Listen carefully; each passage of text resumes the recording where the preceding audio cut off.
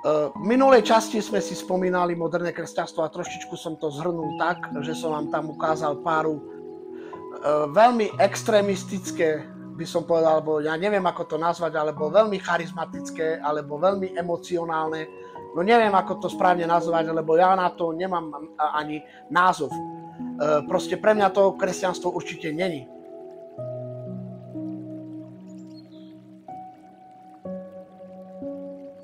A vôbec to nemá spoločné nič s Ježišom Kristom.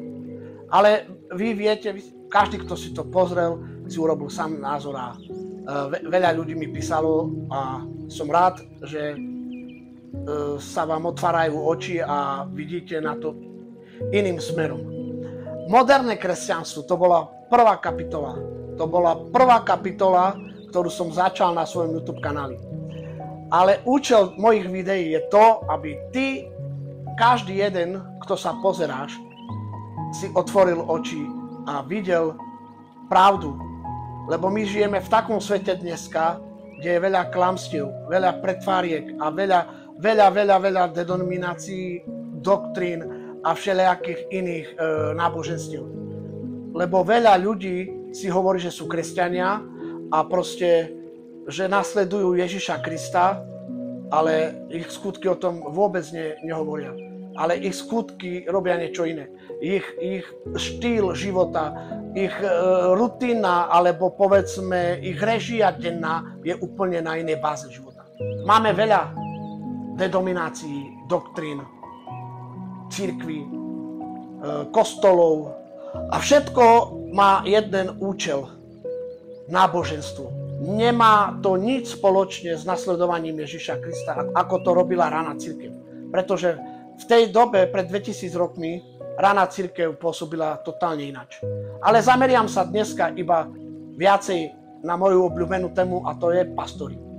Keď počujem slovo pastor, hneď zostanem taký skyslený, taký podráždený, alebo by som povedal taký smutný, pretože zažil som toho veľa, čo sa týka na tému pastorov. Vieme dobre, že pastori v dnešnej dobe nekážu, neslúžia, ale vládnu. Je mi to ľúto hovoriť to takto verejne, ale taká je pravda. A nebudem si dávať servítku pred ústa, pretože ja budem kázať pravdu Ježiša Krista. A preto sa volá aj môj kanál Učenie Ježiša Krista. Takže to, čo vám hovorím, nehovorím ja, ale všetko vám budem hovoriť na základe písma, Biblie, prorokov, Ježiša Krista, Otca Boha. Náboženstvo. Čo to je náboženstvo? Ďalej, druhý bod. Hudba v cirkvách. Osvetlenie, rodinkárstvo, popredné miesta, tí starší pastori, vodcovia, kazatelia, diakoni, starší biskupovia a tak ďalej. Ešte neviem, koľko funkcií oni majú.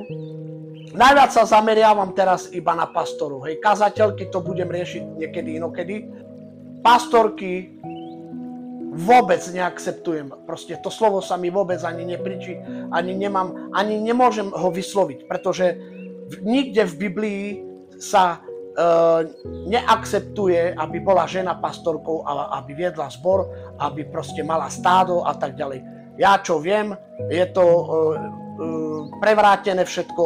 To ako keby som povedal, že Boh nestvoril Adama a Evu, ale stvoril Adama a Šimona. Hej? Takže to je to samé, ja keď propagujem gejstvo, hej? Homosexualitu a tak ďalej. Ale na tú tému sa baviť nebudeme, bavíme sa na tému pastorov. Pastori majú radi popredné miesta, náboženstvo. Svoju úlohu si plnia tak, no svoju službu si plnia tak, že prídu každú nedeľu vyobliekaní, pripravujú sa na to hodiny, týždne, pokiaľ si pripravia nejakú kázeň, alebo si to kradnú z YouTube kanálu od dobrých rozprávačov, ktorí vedia dobre rozprávať, alebo vedia dobre sa vyjadrovať, tak si urobia podľa toho nejaký ten plán a potom prídu v nedeľu a hovoria to svojim ovečkám. Žiadna starostlivosť, žiadna láska, žiadna ochota, žiadna zmena, žiadne obrátenie, nič, iba vláda, nadutosť, pýcha, Ja osobne viem, že veľa pastorov sú platených, čo je totálne v rozpore s Bibliou. Ježiš Kristus sám nemal hlavu kde položiť. A nebavíme sa o apoštolu. Hej. Bavíme sa o Ježišovi, Boha prišlého v tele. Vôbec si nenarokoval, čo by mal. Kráľ kráľov, pán pánov. A pastori majú platy, žijú z desiatok, z milodarov, z organizácií a kto vie ešte skade. Ja viem, poznám pastorov, ktorí sú platení, nebudem ich menovať, ale poznám jedného pastora, ktorému sa príči a proste nenávidí, keď vidí, keď sa jedná o peniaze. Poznám jedného, no není tiež dokonalý, ale vidím v ňom snahu a držím mu palce a nech ho Boh požehná. Ale väčšina, 99,9% pastorov sú prevrátení. Predošlý pastor robil to samé a ten, kto nahrádza toho druhého pastora, ktorý bol pred ním, robí presne to isté, čo on. Dá si kazateľnicu, na duto sa tam postaví, dá si kravatu a oblek a začne ľuďom hovoriť, že čo by mali, čo by nemali, čo by mali, čo by nemali. A pritom on robí to, čo práve im hovorí, aby nerobili. Čo robí on? Má peniaze, má veľké domy, má zlato, proste idú do oslav, pijú, hodujú, dávajú si zlaté reťazky na seba, majú rady popredné miesta, obohacujú sa, auta, proste limuzíny, vozia sa ako pani. Ale nič by na tom nebolo. Ale skáde to máte všetko? A akou cestou ste to nadobudli? Tak ideme si pozrieť teraz, čo na to hovorí Biblia a prečítame si proroka Ezechiela, 34. kapitola a 2. verš. Človeče, prorokuj proti pastierom Izraela. Prorokuj a povedz im totiž pastierom. Takto vraví Pán Hospodin, beda pastierom Izraela, ktorí pasú samých seba. Či pastieri nemajú pastádo?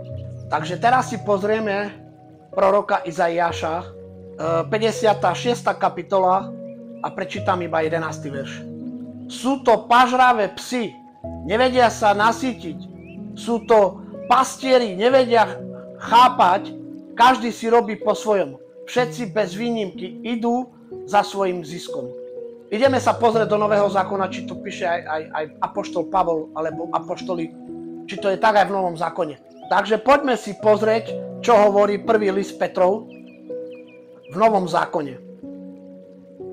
Starší medzi vami, prosím, ako spolustarší a svedok Kristovi utrpení, aj ako účastník slávy, ktorá sa má zjaviť. Paste Božie stádo, ktoré je u vás. Starajte sa oň. Nie z prinútenia, ale dobrovoľne, ako Boh chce, nie pre mrzký zisk, ale ochotne. Ani nie ako keby ste panovali nad dedičstvom, ale buďte vzorom stádu. A keď sa zjaví najvyšší pastier, dostanete nevedúci veniec slávy. Amen. Pre ľudí, ktorí sú vo vedení, je to moc ťažké, pretože ľudia chcú nasledovať Ježiša Krista, ale pre pastierov, pre tých pastorov, ktorých pasú sami k seba, ľudia utekajú. A potom ešte dávajú vinu im. Im dávajú za vinu, že sú to odpadlíci, sú vo svete, že pijú a majú problémy a proste špinia ich ako sa dá. Veľmi vás prosím z celého srdca, v mene nášho Pána Ježiša Krista, ty, čo sa pozeráš teraz, ty, ktorý chceš sa kajať zo svojich hriechov a obrátiť sa a nadielaš sa na Hospodina, na Ježiša Krista, ktorý bol poslaný z neba, nadielaj sa prosím ťa na Ježiša. Nechoď medzi takých ľudí. Modli sa, kajaj sa a Boh sa o teba postará. Nikto sa tak nepostará o teba ako Boh. Ježiš hovorí, ja vás nikdy neopustím a nenechám. Aj keď ťa opustí žena, aj keď ťa opustí syn, brat, mama, otec, ale Ježiš Kristus ťa nikdy neopustí. Preto ťa pozbudzujem, maj vieru. Žij pre Ježiša. Buduj si bohatstvo tam, kde ti to nezobere nikto, ani zlodej. ani vrah, ani žiadny iný človek tejto planety. Buduj si tam, kde ti to nikto nezobere. Správne bohatstvo. Lebo pastieri si budujú bohatstvo tu na zemi, ale Ježiš hovorí, že beda im. Už sú odsudení. Ale aj vám, pastori, hovorím, vám, pastori, ktorí to činíte, ktorí to robíte, kajajte sa, obráťte sa zo svojich hriechov, prestaňte kradnúť, prestaňte rozbíjať rodiny, prestaňte vládnuť, prestaňte byť nadutí, prestaňte, prosím vás, v mene Ježiša Krista. Zastavte to, pokiaľ sa dá. Kajajte sa a Ježiš, Boh milosti, ktorý je plný milosti, vám odpustí vaše hriechy. Kajajte sa, pokorte sa a Boh vás zachráni. Ďakujem vám všetkým a prosím vás, neberte to na ľahkú váhu. Ježišov príchod je veľmi blízko a mali by sme to brať vážne. Boh vás žehnaj a srdečnou láskou vás pozdravujem všetkých.